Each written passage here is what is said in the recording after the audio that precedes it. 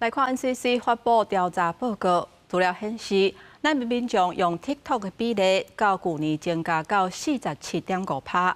值得注意的是，以16岁至25岁是加上侪，6年来增加到72%。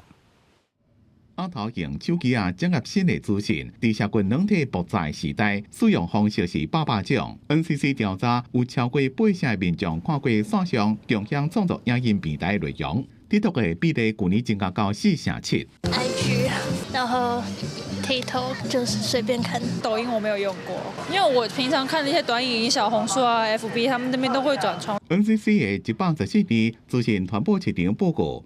看过 TikTok 的族群，以16到25岁成长幅度上大，自1808年的24%，去年已经变成72%。高中的阶段，其实就大量的投入这些网络社群。如果这个平台的一个演算法或商业机制没有去考量到使用者的一个不良影响，那也会对于整个社会、对于国家产生相当大的一个负面效应。包括青少年在内，用 TikTok 的人愈来愈多。若是内容出现离效不一的资讯，会有害使用者身心发展。关系离效的网络安全，事先爱靠业者自律。官方是委托民间建立申诉机制，抑个各大平台业者的绿色通道，协助事后做处理。这些的话，其实它就是一个自律机制啊，而是有发生儿少不宜的这些内容，而没有遵守主管机关的那个通知，做必要的处理，它才会有处罚。我们有时候很难可以立刻知道危险在哪里。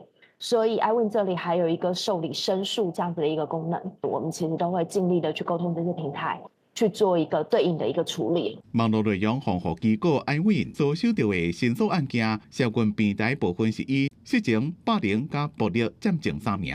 iWin 讲，离效不宜，无代表是全民拢无适合，会继续甲平台业者沟通，推送建立离效的保护机制。因过内容若涉及到违法，只要业者经过目的事业主管机关通过，无限期改善，会当罚6万到30万。